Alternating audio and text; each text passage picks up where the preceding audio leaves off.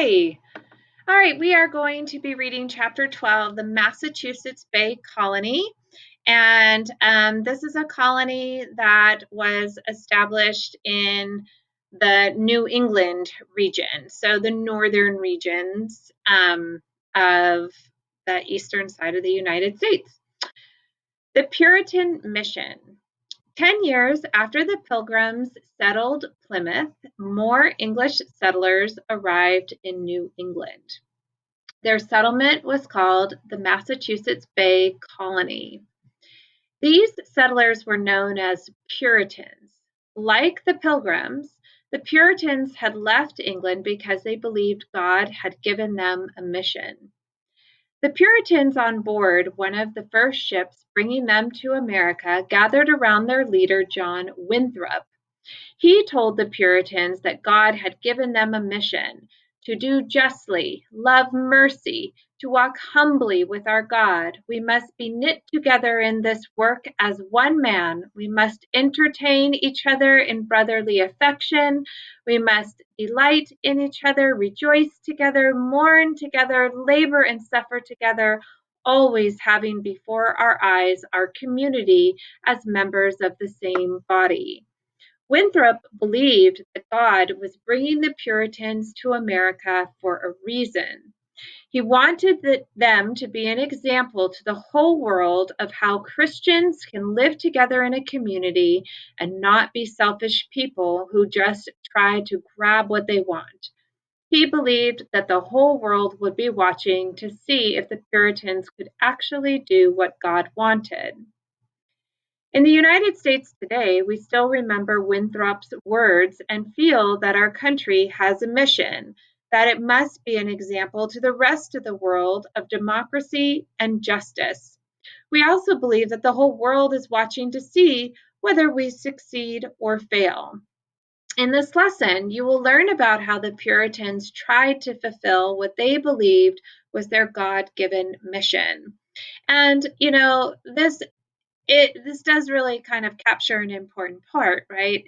The United States of America often does kind of lead the charge in setting examples of democracy and justice for other countries. And we are often looked to, right, as kind of a superpower globally.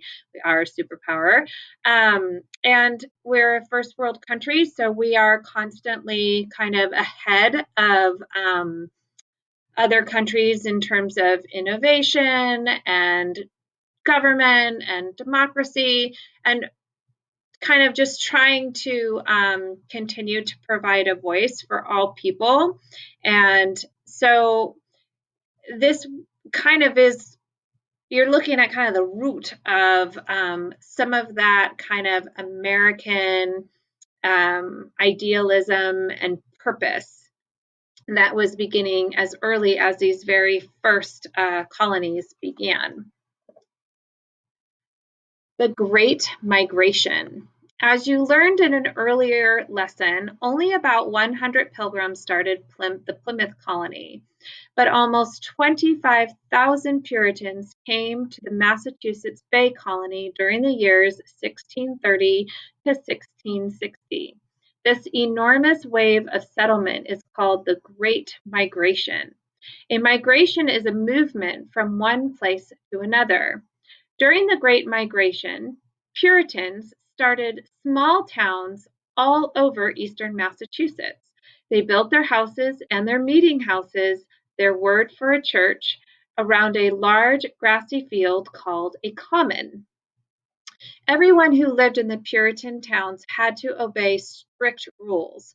Towns were governed by a meeting of all the men who owned land, but only members of the town's Puritan congregation could own land or vote in the town meeting. Joining a congregation wasn't easy. You had to show the minister and the members of the congregation how God had helped you change your life. You had to answer many hard questions about your life and your beliefs.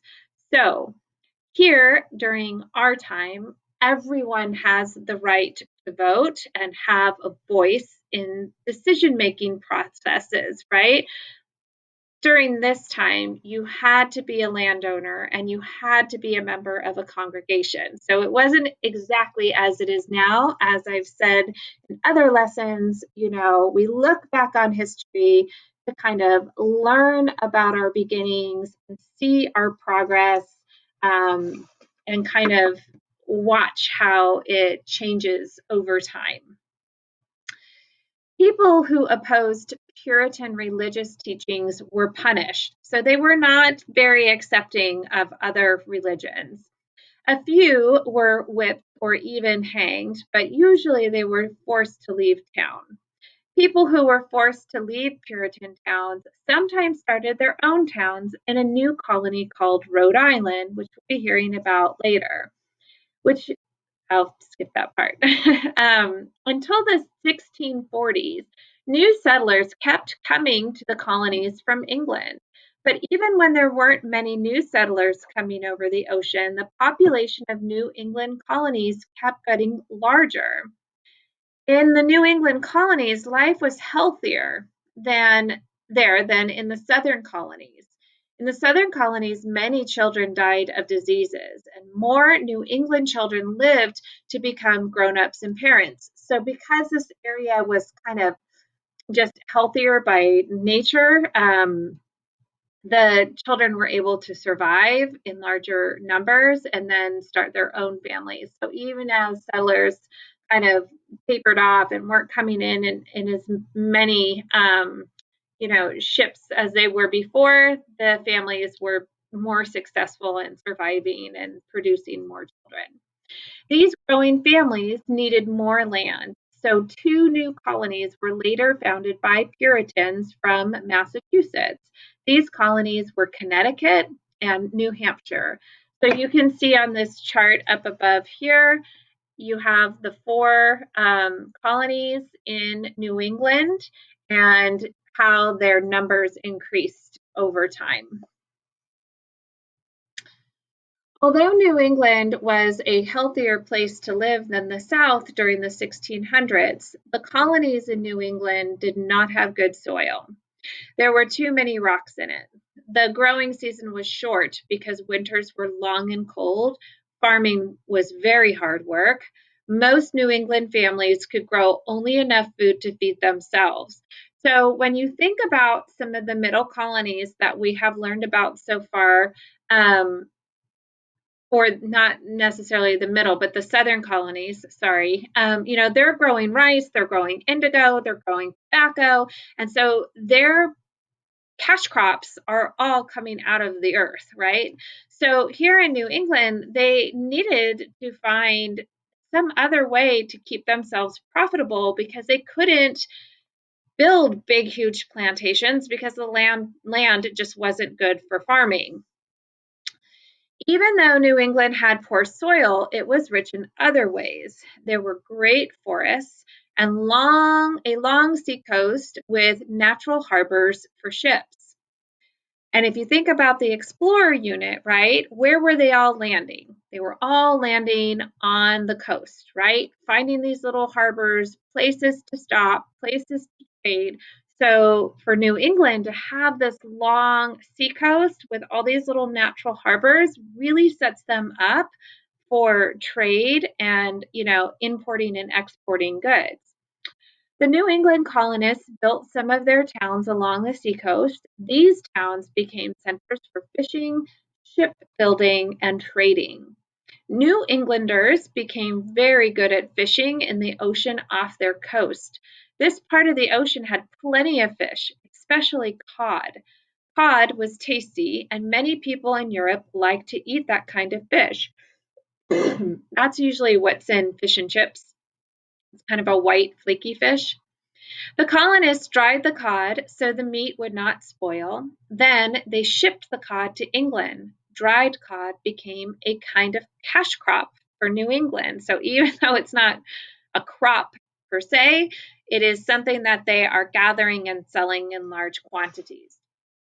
New Englanders cut timber, which was wood, from their forests for shipbuilding. To build ships and boats, a lot of people had to work together. There were many important jobs to be done. So again, to have a thriving colony, you have to have work for people to do. You have to have goods for people to sell so that there's, money to be had, purpose to be shared, and that way it can kind of continue to build and prosper. Woodcutters chopped down trees to make small masts for ships. Carpenters built the wooden parts of ships. Sailmakers made the ship's sails. Blacksmiths made anchors for the ship. Men called coopers made barrels to hold cargo, food, and fresh water for long voyages. The New England harbor towns were busy places. Ships were loaded with dried cod, timber, and furs. They sailed to England or to other colonies. And I bet we can guess what furs were often um, sold to England. Can you remember? Because they're up north. If you're thinking beavers, you are absolutely correct. Other ships would arrive with tobacco and rice from the southern colonies. Still, more ships brought tools, glassware, and mail from England. Ships filled with people and their belongings sailed into the harbor towns. They were new colonists who came to live and work in New England. The harbor towns grew faster than the other New England towns. Fishing and shipbuilding gave jobs to many people. Others found work on the docks and in the warehouses of these harbor towns. All right, so we will stop there and I will see you next time.